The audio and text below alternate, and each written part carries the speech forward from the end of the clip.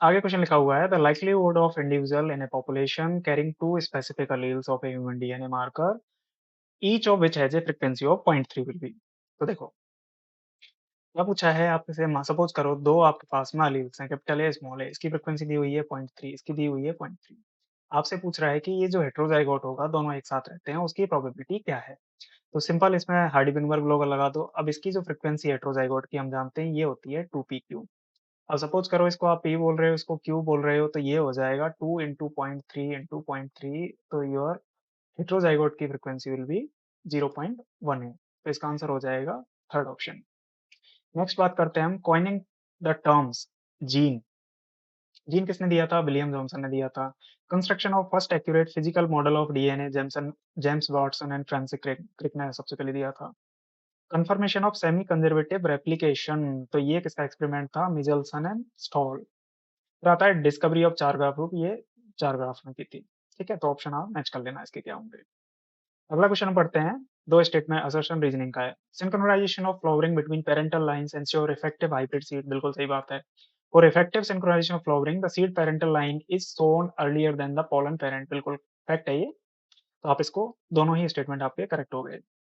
ये आपका मार्कर का क्वेश्चन है। तो देखो आरएफएलपी में हम क्या करते हैं, रेस्ट्रिक्शन एंजाइम्स का यूज करते हैं जो कि बाद में सदर्न ब्लॉटिंग के थ्रू हम उनको डिटेक्ट करते हैं। तो इसमें कोई ऑप्शन है क्या? कंबाइंड रेस्ट्रिक्शन एंजाइम्स, हाँ, polymorphism detected by restriction enzyme and southern blot. फिर आता है आरएपीडी यानी रैंडमली एम्पलीफाइड पॉलीमॉर्फिक डीएनए। इसके अंदर आर्बिट्री रैंडम 8 से 10 बेस पेयर के आपके प्राइमर्स होते हैं। आप उनको यूज करते हो किसमें? आरएपीडी में। तो ये हो गया use short arbitrary primers under low stringencies PCR. AFLP में क्या करते हो? रेस्ट्रिक्शन एंजाइम प्लस पीसीआर को मिक्स कर देते हो। तो इसमें आएगा combines restriction digestion with selective PCR. SSR क्या होते हैं? ये टेंडम रिपीट्स होते हैं amplified by specific flanking primers. Arrange the following legal instruments in chronological order of the adaptation in Acme। अब देखो पहला आता है सीबीडी।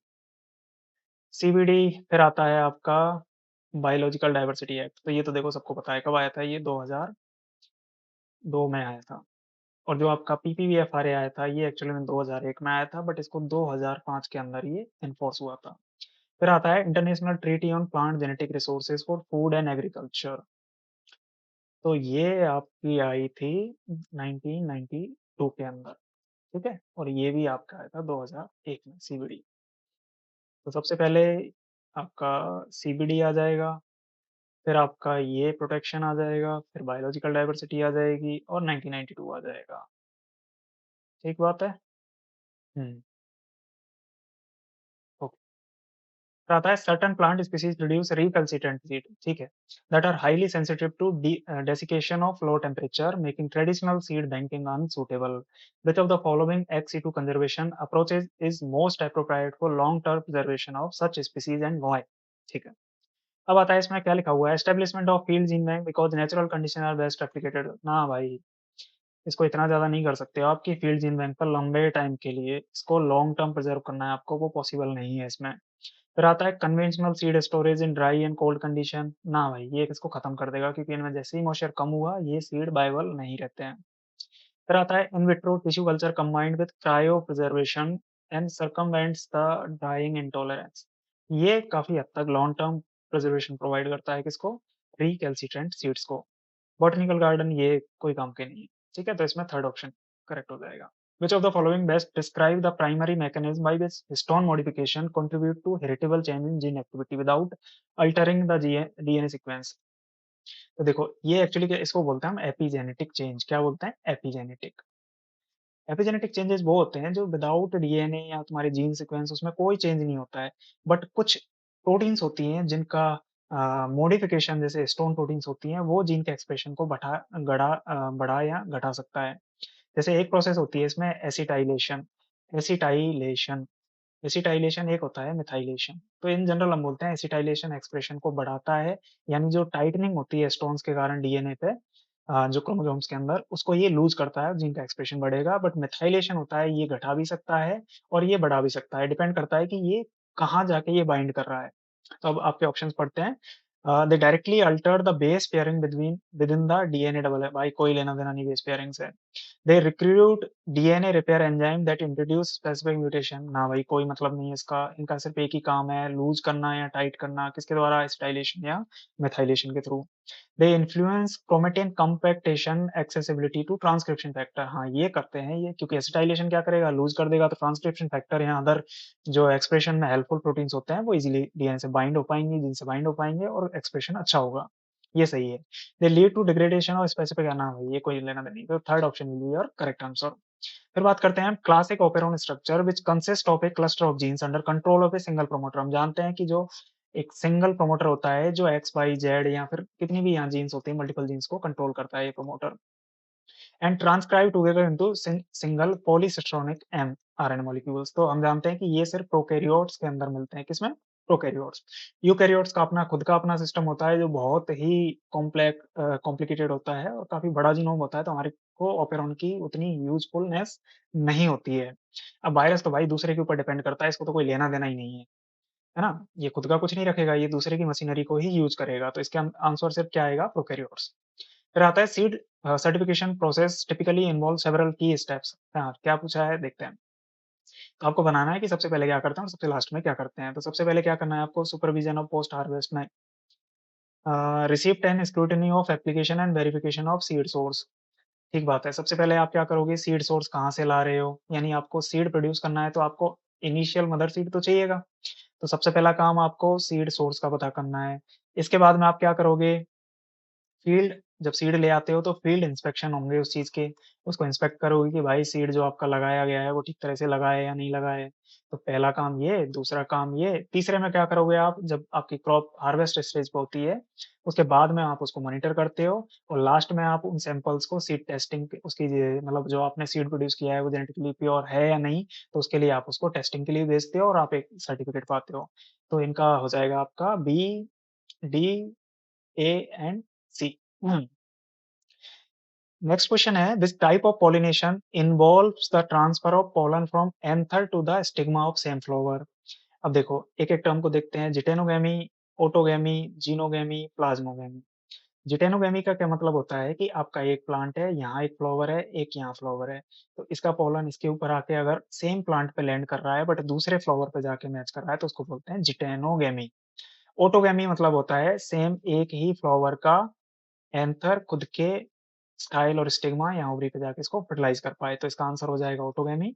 बाकी दो टर्म्स हैं, एक को बोलते हैं जीनोगेमी। तो जीनोगेमी एक तरह से होती है एक प्लांट का जो फ्लावर होता है वो दूसरे प्लांट के फ्लावर के ऊपर जाके जो पोलन जाके लैंड करता है, इस कंडीशन को बोलते हैं जीनोगेमी। प्लाज्मोगेमी प्लांट्स में नहीं मिलती है, ये मेनली आपने फंजाई, मेनली एक्टिनोमाइस्टीज या बेसिडियोमाइस्टीज होते हैं उनके अंदर आपने पढ़ा होगा, जहाँ क्या होता है जो इनकी सेल होती है उनका प्लाज्मा या फिर उनकी साइटोप्लाज्मा आपस में फ्यूज हो जाता है, और इसमें कैरियोगेमी नहीं होती है, यानी इनका जो न्यूक्लियस होता है वो रिमेन सेपरेट ही रह जाता है। तो ये थोड़े टाइम के लिए बाई न्यूक्लिएट कंडीशन आती है, किसके कारण आती है ये आती है आपकी प्लाज्मोगेमी। ठीक है। फिर आता है which statement is generally true regarding BT cotton. तो बीटी कॉटन का तो एक ही काम था भाई, बॉल बम से रिलेटेड है, तो इसमें सेकंड ऑप्शन करेक्ट होगा। फिर आगे बात करते हैं, दो स्टेटमेंट दिए गए हैं, पहला बोलता है the respiratory chain of bacteria associated with the cytoplasmic membrane. ये ठीक बात है, जिनको हम बोलते हैं मीजोसोम्स। क्या बोलते हैं, मीजोसोम्स बोलते हैं। Respiratory chain of eukaryotic present in nuclear membrane, ना भाई ये गलत बात है, क्योंकि ये माइटोकॉन्ड्रियल मेम्ब्रेन होती है। तो statement first is correct, second is incorrect. आगे बात करते हैं, मैच करना है इसमें, तो सेल्फ इनकम्पेटिबिलिटी का मतलब होता है, हाँ, a pollen rejection mechanism determine the genotype of pollen producing sporophyte preventing self fertilization। ये स्पोरोफाइट होता है।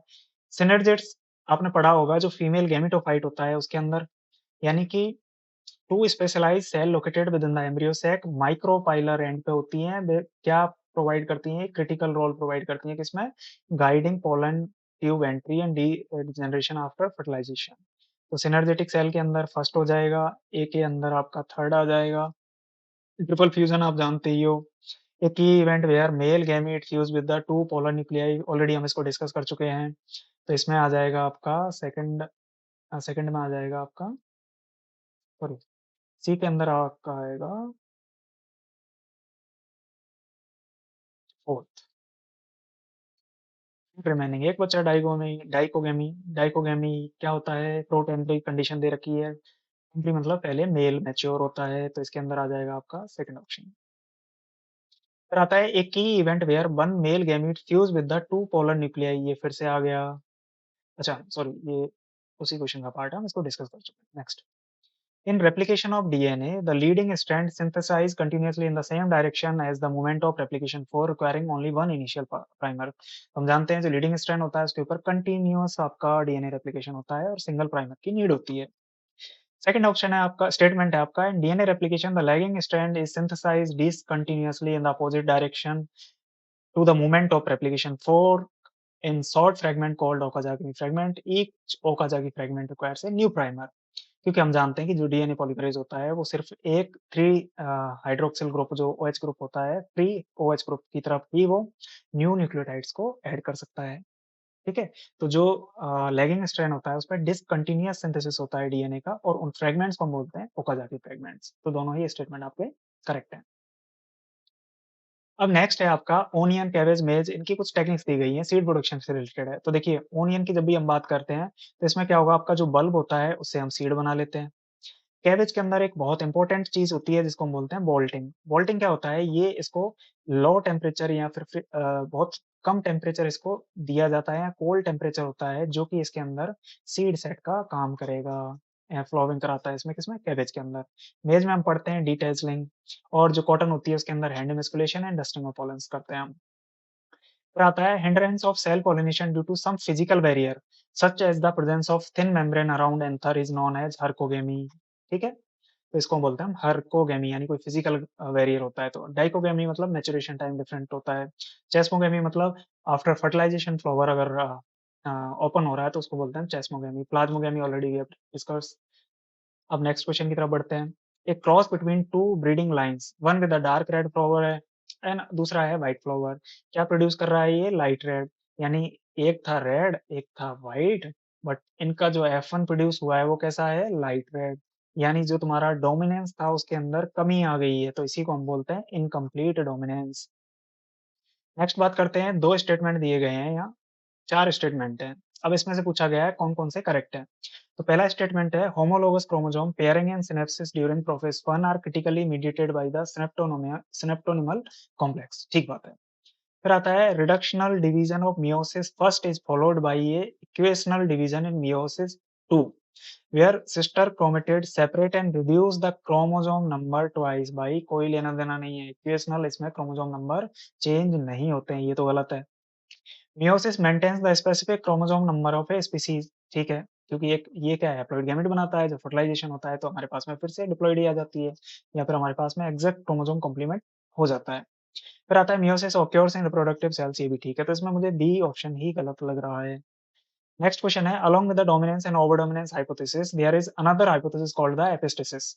ठीक है, अब एपिस्टेसिस के बारे में कुछ स्टेटमेंट दिए गए हैं। Epistasis non also known as non allelic interaction, बिल्कुल ठीक बात है। Heterosis has a positive association with the presence and magnitude of non allelic interaction, बिल्कुल ठीक है। The non allelic interaction are two types only, additive additive, dominance dominance, ना ये गलत है। Epistasis, particularly those that involve dominance into dominance interaction, may contribute to heterosis। तो ये भी ठीक बात है। ठीक है, तो इसके अंदर मुझे ए बी डी ऑप्शन आपके सही लग रहा है। फिर आता है कि कौन सा टेस्ट है जो सीड वायबिलिटी के लिए, तो पहला तो अपना टेट्राजोलियम टेस्ट हो गया। जर्मिनेशन टेस्ट से आप वायबिलिटी बता सकते हो। एजिंग टेस्ट, इसमें क्या करते हैं हम पहले थोड़ा सा ह्यूमिडिटी और टेम्परेचर बढ़ा देते हैं और फिर उसको ग्रो करके देखते हैं, तो ये भी सीड वायबिलिटी को टेस्ट करने का है। लेकिन जो ग्रो आउट टेस्ट होता है ये mainly genetic purity of seed को हम चेक करते हैं, तो उसके लिए जीओटी टेस्ट किया जाता है। ठीक है, फिर आता है मैच करना है। Initiation of protein synthesis using and formal methionine, यानी हमारा जो प्रोटीन सिंथेसिस होता है वो मिथियोनिन फर्स्ट अमाइनो एसिड्स होता है, बट जो बैक्टीरिया होते हैं उनके अंदर फर्स्ट जो अमाइनो एसिड होता है वो होता है एन फॉर्मल मिथियोनिन। तो ये क्या हो गया, प्रोकैरियोट्स के अंदर प्रोटीन सिंथेसिस का पहला स्टेप हो गया। सेकंड आता है presence of spliceosomal introns within protein coding genes. तो ये क्या हो गया, यूकैरियोटिक जीनोम ऑर्गेनाइजेशन का पार्ट है intron exon. Cellular respiration sites primarily located on inner mitochondrial membrane, mitochondria की इनर मेम्ब्रेन, ये भी यूकैरियोट्स के अंदर एनर्जी मेटाबॉलिज्म का काम करती है। Genetic material typically organised as a single circular DNA molecules in the cytoplasm, तो इसी को हम बोलते हैं प्रोकैरियोटिक सेलुलर स्ट्रक्चर। ठीक है। अब आगे पूछा गया है, अरेंज करना है आपको पीपीवी-एफआरए की एक्टिविटी। तो देखो, सबसे पहले तो फार्मर को क्या कराना चाहिए, रजिस्ट्रेशन कराना चाहिए कि भाई हमारे पास एक वैरायटी है। फिर क्या करेंगे, उस फार्मर की वैरायटी का वेरिफिकेशन होगा। फिर क्या होगा, उसकी मतलब वेरिफिकेशन होने के बाद ना उसकी डस्ट टेस्टिंग करते हैं कि भाई यूनिक है, स्टेबल है ना, और दूसरों से अलग है। तो इसके लिए डस्ट टेस्टिंग होगी और फिर क्या होगा, रजिस्ट्रेशन, और फिर फर्दर आपको सर्टिफिकेट इश्यू कराया जाता है, एबीसीडी। अब आपके पास में पूछा गया है कि कौन सा करेक्ट इलिस्ट्रेट करता है। एक्स मतलब बेसिक क्रोमोसोम नंबर, एन मतलब हैप्लॉइड क्रोमोसोम नंबर, और ये होता है आपका डिप्लॉइड, है ना, ये इसको बोलते हैं हम गैमेटिक क्रोमोसोम नंबर, और ये होता है आपका सोमेटिक क्रोमोसोम नंबर। ठीक है। तो देखो, X5 N5, ये 2n इज इक्वल टू 10, ये गलत हो गया भाई। फिर आता है X5 है, ठीक बात है, 5 का n 10 हो सकता है, 10 का ये 2n 20 हो सकता है, ये करेक्ट है, बाकी ऑप्शंस मैच नहीं कर रहे हैं। आपको हार्डी विनबर्ग इक्विलिब्रियम से क्वेश्चन आया है जिसमें पूछ रहा है कि फ्रीक्वेंसी ऑफ आर क्या है, 0.8 है। फ्रीक्वेंसी ऑफ स्मॉल आर क्या है, 0.2 है। अब आपसे पूछा गया है कि करेक्ट फ्रीक्वेंसी कौन सी है इन जीनोटाइप्स की।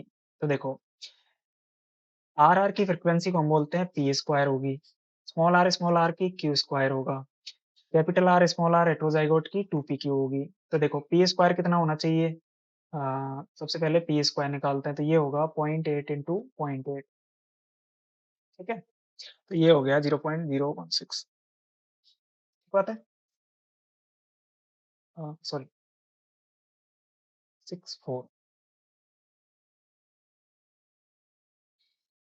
क्यू स्क्वायर आपका हो जाएगा 0.224, 0.04, और 2pq यानी कि 2.8 इंटू 0.2, 16 दूनी 32, 0.32।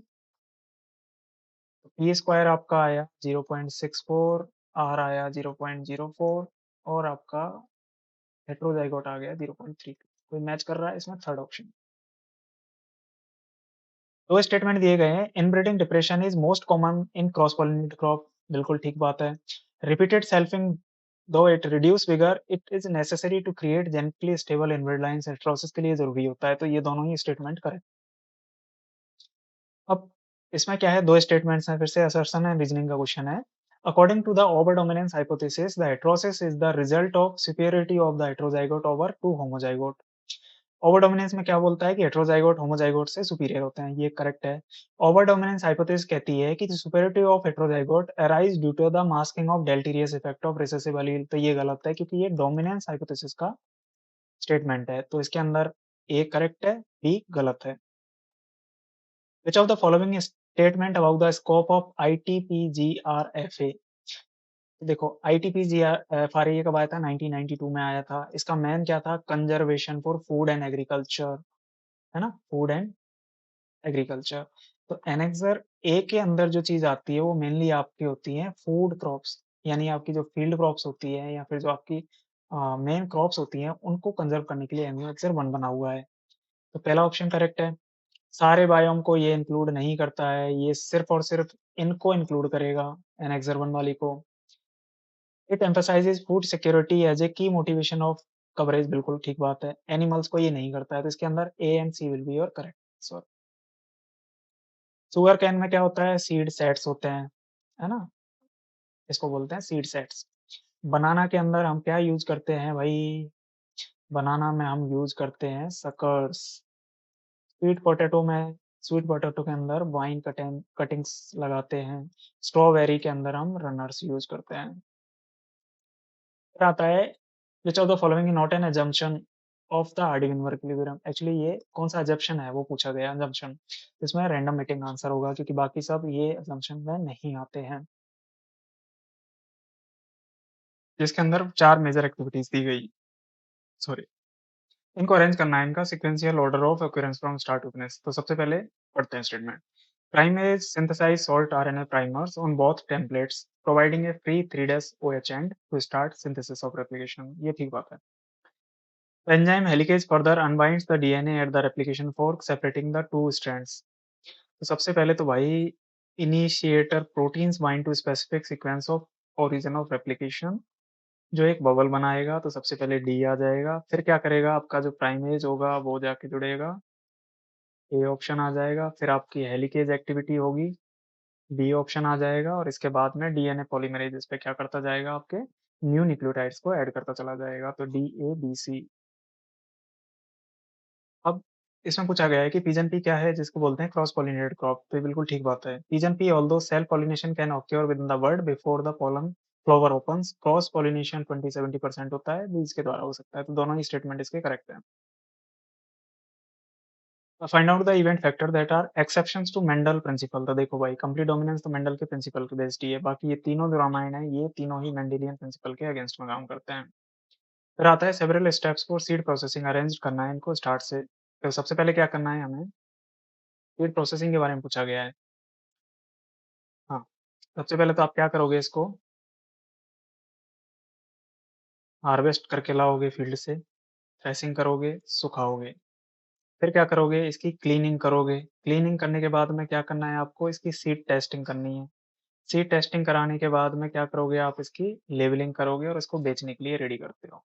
तो सबसे पहले बी ऑप्शन आ जाएगा, बी के बाद में आपका डी आ जाएगा, फिर ए आ जाएगा, और सबसे लास्ट में आपका B option, sorry, A option आ जाएगा. B D A, B D C, B D C. 4 statement दिए गए हैं एट्रोसिस से रिलेटेड, हमें बताना है करेक्ट. तो समझो, heterosis typically manifest superior performance of F1 hybrid like yield. ठीक बात है.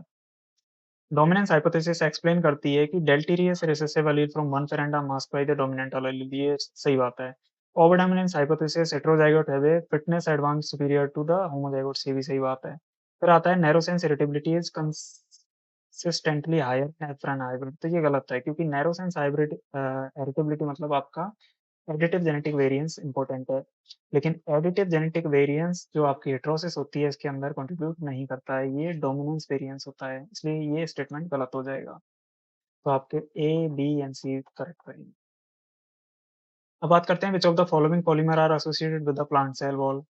तो देखो भाई, काइटिन होता है फंजाई में, पेप्टिडोग्लाइकन होता है भाई बैक्टीरिया के अंदर, सेलुलोज होता है, हेमोसेलुलोज होता है, पेक्टिन होता है. बी डी ई, ये ऑप्शन करेक्ट हो जाएगा.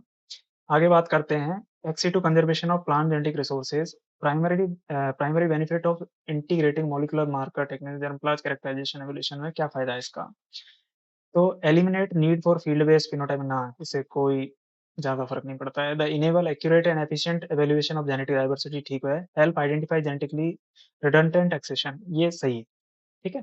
तो हम मॉलिक्यूलर मार्कर्स को यूज करके हम पता कर सकते हैं कि कौन सा एक्सेशन ज्यादा रिडंडेंट है.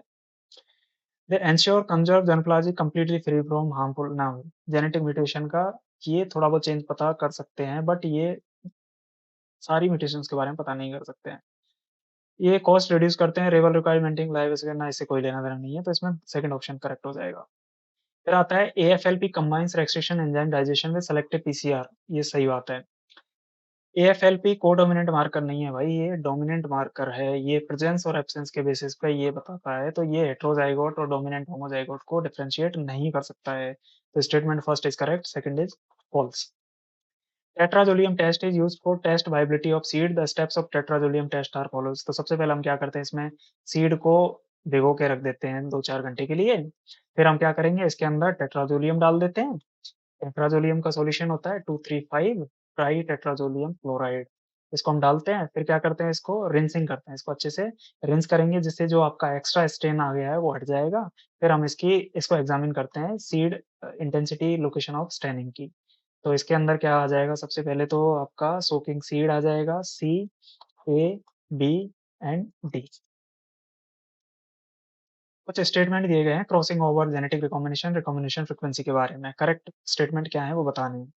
Crossing over takes place in the pachytene stage of meiotic prophase first where unequal, unequal नहीं, ये गलत है भाई, इक्वल एक्सचेंज होता है. ठीक है. Recombination frequency on the distance between A हाँ, तो जितनी ज़्यादा डिस्टेंस होगी रिकॉम्बिनेशन फ्रीक्वेंसी भी बढ़ती जाती है। Recombination frequency general does not go beyond 50%, तो मैक्सिमम 50% ये जा सकती है। Genes located on different chromosomes exhibit independent assortment, ठीक है? ये सही बात है। अलग-अलग क्रोमोसोम्स पे होती हैं, तो वो इंडिपेंडेंटली असॉर्ट होती हैं, उनमें लिंकेज की प्रोबेबिलिटी बहुत कम होती है, नहीं होती है। तो इसमें ए ऑप्शन गलत होगा, बाकी सब करेक्ट है। फिर से असर्शन रीजनिंग के आगे जीन डिप्लॉयमेंट। जीन डिप्लॉयमेंट का मतलब ही यही होता है कि कुछ ज्योग्राफिकल एरिया होते हैं, वहाँ बहुत सारी हम वैराइटीज़ को अलग-अलग स्ट्रेंथ्स को हम ग्रो कर देते हैं। तो इससे क्या होगा, जो तुम्हारा किसी पैथोजन का अटैक होगा, वो स्प्रेड नहीं कर पाता है, इसी को हम बोलते हैं gene deployment. Restricting spread of the rust disease, ये ठीक बात है। Monoculture of one popular variety but susceptible to disease में lead to quick epidemic situation, therefore different resistant varieties grown in mosaic pattern covering a large area. तो ये दोनों ही option assertion and reasoning दोनों ही करेक्ट है। अब आपके पास में 2 जीन्स दी हुई हैं जीएनएच, क्या है इनका कॉन्फ़िगरेशन कोई लेना-देना नहीं है, बट इसमें इम्पोर्टेंट चीज़ है कि ये आपका हेटेरोज़ाइगोट है, जिसके अंदर आपकी रिकॉम्बिनेशन फ्रीक्वेंसी 20% दी गई थी, ठीक है? रिकॉम्बिनेशन फ्रीक्वेंसी 20% दी गई है और ये आपके क्या हैं, पैरेंटल टाइप्स हैं। तो देखो पैरेंटल टाइप कितने हो गए, अगर रिकॉम्बिनेंट्स 20 हैं तो parental type will be your 80%, तो सीधा 80% parental, 20% will be your recombinants. अब इसमें डोमिनेंस हाइपोथेसिस से रिलेटेड स्टेटमेंट दिए गए हैं, तो क्या पूछ रहा है करेक्ट कौन-कौन से हैं? डेवनपोर्ट ने 1908 में दी थी, सही बात है। हेटेरोसिस रिजल्ट्स फ्रॉम हेटेरोजाइगोसिटी, ये गलत है क्योंकि ये मास्किंग इफेक्ट होता है, डेलेटेरियस जो एलील्स होते हैं उनको मास्क करते हैं dominant alleles. Heterosis is directly proportional to the number of dominant genes each parent contribute, ये ठीक है। Heterozygous state deleterious recessive masked by their dominants, तो इसमें सिर्फ बी ऑप्शन गलत है, बाकी सब करेक्ट है। Cell pollinated crops, what is the most important step to make sure the seed produced stay genetically pure and true to type? So letting different varieties of same, ना भाई। Keeping the seed field isolated, ये सही है। Mixing तो नहीं करेंगे, machine का भी नहीं करेंगे। फिर आता है chi square test with two phenotypic classes for plant type, what would be the degree of freedom, तो ये हो जाएगा आपका n-1, n is your phenotypic classes, तो 2 माइनस 1, तो 1 डिग्री ऑफ फ्रीडम। देखो टेट्राजोलियम टेस्ट जो था वो सबसे पहले लेकॉन ने दिया था, जॉर्ज लेकॉन ने। और अगर बात करें हम एक्साइज एम्ब्रियो टेस्ट, ये सब दिया था फ्लोरेंस फ्लेमियोन। आपका आता है इंडोल एसिटिक एसिड, ये दिया था आपका इन दोनों में मुझे कंफ्यूजन है, अभी देख लेना, मुझे एक्चुअली सीड साइंस का क्वेश्चन है, मैं इतना मुझे याद नहीं है। As per the seed certification standard for sugar cane, ये भी रट्टा वाला क्वेश्चन है, इसका 8 टू 10 मंथ्स होता है। फिर आता है plant with both staminate and pistillate flowers on separate branches of same plant, इसको हम बोलते हैं एक ही प्लांट के अंदर है तो मोनोसियस कंडीशन, जो कि मेज के अंदर मिलती है। ये अब आप देखो कि 120 में से 67 और 70 क्वेश्चंस आपके जेनेटिक्स एंड प्लांट ब्रीडिंग से ही आते हैं। तो ये बहुत इम्पोर्टेंट आपके लिए सब्जेक्ट है, इसके अंदर स्कोर करना भी बहुत ईज़ी है, अगर आपके कॉन्सेप्ट क्लियर हैं, तो आप इसमें ईज़िली स्कोर कर पाएँगे। और बाकी सब्जेक्ट का वेटेज जैसे पैथोलॉजी हो गया, तो वो भी इम्पोर्टेंट है, बट उनको अगर उनके साथ कंपेयर करते हैं, तो जेनेटिक्स एंड प्लांट ब्रीडिंग का जो सिलेबस है, वो ब्रॉड भी है, थोड़ा कॉन्सेप्चुअल भी है। अगर आप एक बार इसको स्ट्रॉन्ग आप इस चीज़ को कर लेते हो, तो प्लांट पैथोलॉजी, माइक्रोबायोलॉजी जो है, वो आप ईज़िली उनको धीरे-धीरे करके आप अच्छा स्कोर ओवरऑल कर सकते हो। अब इस डिस्कशन से रिलेटेड आपको कोई भी कैसे भी डाउट है, आप कमेंट सेक्शन में बता सकते हैं। कोई भी आपको और वीडियोज़ की नीड है, वो भी आप कमेंट सेक्शन में बताइए। हम कोशिश करेंगे कि आपको जल्दी से जल्दी वीडियो प्रोवाइड किया जाए। Thank you very much.